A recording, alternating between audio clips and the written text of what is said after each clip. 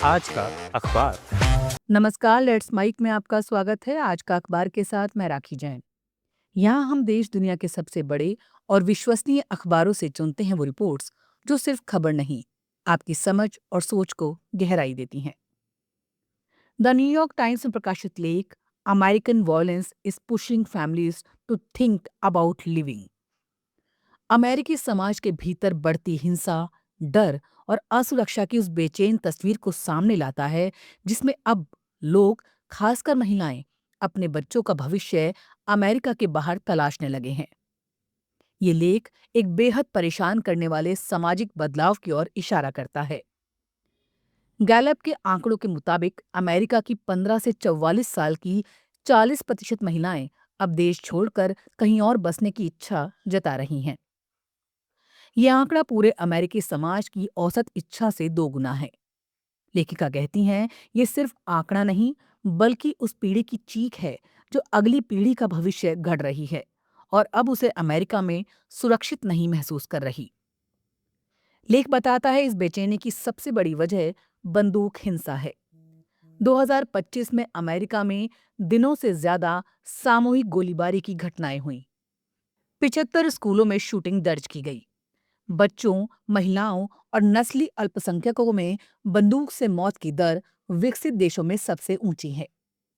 हाल के महीनों में ब्राउन यूनिवर्सिटी शूटिंग और मिनियापोलिस में आईसी एजेंट द्वारा मारेनी निकोल गुड की हत्या ने इस डर को और गहरा दिया है। लेख ये भी बताता है कि सत्ता में बैठे लोग ऐसे मामलों में पीड़ितों को ही दोषी ठहराने का पुराना खेल खेलते रहते हैं। लेख में कई परिवारों की बातें हैं। कोई कोलोराडो से यूरोप जाने की सोच रहा है। कोई अफ्रीकी अमेरिकी माँ अपने बेटे को सुरक्षित रखने के लिए पहले ही अमेरिका छोड़ चुकी है। कोई यूरोप में रहकर ये महसूस करता है कि वहां डर की आवाज ही नहीं है। वहां बच्चे आजाद हैं, समाज उन्हें संभाले हुए महसूस कराता है। जबकि अमेरिका में हर दिन माता पिता अपने बच्चों को लेकर भीतर से कांपते रहते हैं।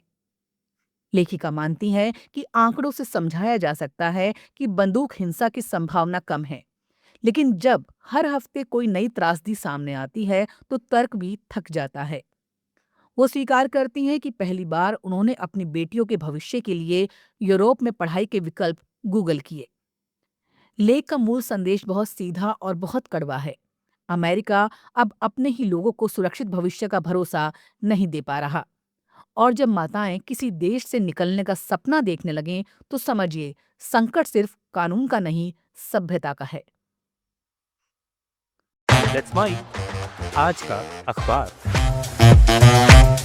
द गार्जियन में प्रकाशित संपादकीय the Guardian view on living more creatively a daily dose of art में हमें ये याद दिलाता है कि अच्छी सेहत सिर्फ डाइट और एक्सरसाइज से नहीं बनती, बल्कि रोजमर्रा की जिंदगी में कला और रचनात्मकता को शामिल करना भी उतना ही जरूरी है। ये लेख कहता है कि हर साल जनवरी के दूसरे शुक्रवार को लोग अपने नए साल के संकल्प तोड़ देते हैं, जिसे क्विटर्स डे कहा जाता है। इसकी वजह है कि हम हमेशा खुद से कुछ छोड़ने की कोशिश करते हैं। खाना कम करो, शराब छोड़ो, वजन घटाओ। लेकिन द गार्जियन का तर्क है, असली सुधार तब होता है जब हम जिंदगी में कुछ अच्छा जोड़ते हैं, जैसे रोज थोड़ा संगीत, किताब, चित्रकला, नृत्य या थिएटर। लेख में यूनिवर्सिटी कॉलेज लंदन की प्रोफेसर डेजी फैनकोट के शोध का हवाला है, जो बताता है कि कला से जुड़े लोग ज्यादा खुश रहते हैं, ज्यादा स्वस्थ रहते हैं और ज्यादा लंबा जीते हैं। नियमित कला गतिविधियों में शामिल लोगों में मौत का जोखिम 31% कम पाया गया और अवसाद की संभावना लगभग आधी रह गई। म्यूजियम जाना और लाइव म्यूजिक सुनना लोगों को शारीरिक रूप से भी ज्यादा जवान बनाए रखता है। लेख कहता है, अगर किसी दवा में ऐसे फायदे होते तो सरकारें अरबों खर्च कर देती, लेकिन इसके उलट ब्रिटेन में कला और संस्कृति की फंडिंग लगातार घटाई जा रही है। संपादकीय ये भी कहता है कि हमें अपने हाथ में पहल लेनी होगी। रोज सुबह मोबाइल उठाने की जगह कागज कलम उठाइए। नई किताबें और लेखकों की सलाह यही है कि खुद से जुड़ने का सबसे अच्छा रास्ता कला है। पेंटिंग देखना, लिखना, संगीत सुनना, किताबों पर चर्चा करना। ये दौर अब हर चीज सेल्फ ऑप्टिमाइजेशन और लाइफ हैकिंग में बदल गई है। उसमें कला की ओर लौटना एक शांत लेकिन गहरी क्रांति जैसा है। लेख ये भी मानता है कि हर किसी के लिए कला एक जैसा इलाज नहीं है। बीमारी, गरीबी या मानसिक तनाव झेल रहे व्यक्ति को ये उपदेश खल भी सकता है। कला हमेशा खुशी करे ये जरूरी भी नहीं। इतिहास में कई महान कलाकार टूटे और परेशान हैं, लेकिन इसके बावजूद एक बात साफ है, कला में भागीदारी इंसान को भीतर से मजबूत बनाती है। नई कला सीखने से आत्मविश्वास बढ़ता है, किताबों का समूह इंसानों को जोड़ता है। किसी पेंटिंग को ध्यान से देखना हमें धीमा होना सिखाता है और जीवन की दौड़ में ठहराव देता है। अल जजीरा में प्रकाशित लेख in search of Sweden's lost empathy Sweden की बदलती आत्मा पर एक बेहद भावनात्मक और चिंतित नजर डालता है। एक ऐसी नजर जो एक शरणार्थी की निजी यादों से शुरू होकर पूरे समाज के चरित्र पर सवाल खड़े कर देती है।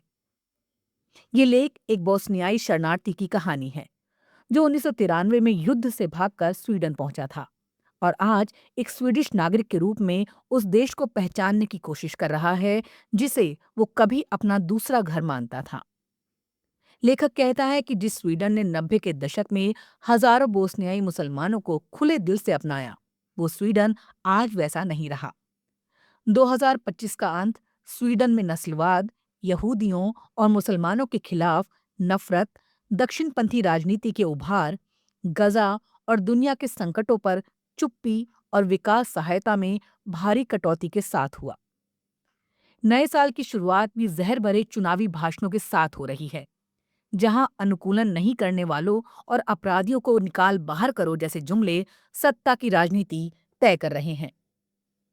लेखक अपने अतीत की ओर लौटते हुए बताता है कि जब वो शरणार्थी बनकर स्वीडन पहुंचा था, तब आम स्वीडिश लोग कितने संवेदनशील, सहृदय और मददगार थे। कैसे एक पादरी गोलाबारी के बीच सरायेवो जाकर मुसलमानों तक राहत पहुंचाता था। कैसे अजनबी लोग सर्दी में उसे ग्लॉग नाम की गर्म मसालेदार शराब पिलाकर ठंड से बचाते थे। कैसे छोटे शहरों में उसे अपनापन मिला। कैसे जूडो क्लब और कैंपों में लोग उसे इंसान समझते थे, शरणार्थी नहीं। लेखक कहता है कि तब स्वीडन का समाज कम सही लेकिन दिल बड़ा था। आज हालात उलट हैं। दया को कमजोरी समझा जाता है और जो दूसरों की मदद करे उसे अजीब माना जाता है। वो बताता है कैसे समय के साथ स्वीडन ने भौतिक रूप से तरक्की की, संस्कृति समृद्ध हुई, लेकिन दिलों में ठंडक आ गई। कभी IKEA का सस्ता नाश्ता हर तबके के लोगों को एक मेज पर लाता था। बुजुर्ग, बच्चे, शरणार्थी, दंपति, प्रवासी, सब एक जगह। आज वो परंपरा भी जैसे बाजार के हिसाब किताब में खो गई। लेखक इस छोटे से बदलाव को पूरे समाज के बदलाव का प्रतीक मानता है। पहले इंसानियत थी, अब कारोबार है।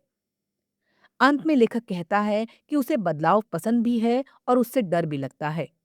वो चाहता है कि बोस्निया राष्ट्रवाद से निकले और स्वीडन फिर से वही संवेदनशील, इंसानियत भरा देश बने। उस पहले घूंट के ग्लॉक की गर्मी भी याद आती है और उस पादरी जैसे मजबूत दिल वाले लोग भी। वो उम्मीद करता है कि शायद उसके पोते पोतियों के समय तक स्वीडन फिर से अपना खोया हुआ दिल ढूंढ लेगा। आज का अखबार में फिलहाल इतना ही। देखते रहिए, सुनते रहिए लेट्स माइक। नमस्कार। आप सुन रहे थे let's mic more than radio. Follow कीजिए हमें हमारे सोशल मीडिया प्लेटफॉर्म्स पर। It's time for news. It's time for more than radio.